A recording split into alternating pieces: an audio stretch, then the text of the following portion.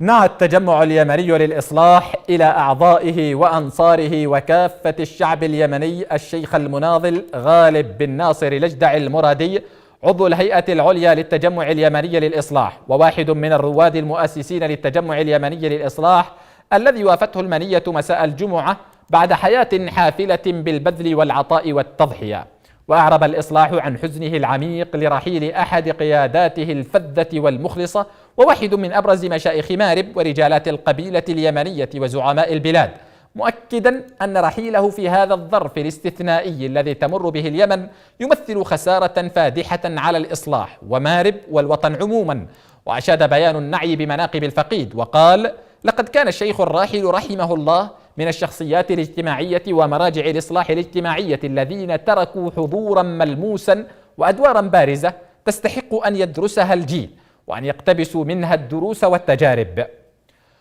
وأكد بيان النعي بأن الفقيد الأجدع ظل وفيا لما يؤمن به طيلة تجربته الحزبية والسياسية مع إخوانه في قيادة التجمع اليمني للإصلاح، منحازا للمصلحة الوطنية وخيارات الشعب منذ البدايات الأولى وصولا للمعركة الوطنية الأخيرة، حيث قرر مع رفاقه مواجهة الاجتياح الإمامي للدولة والبلاد.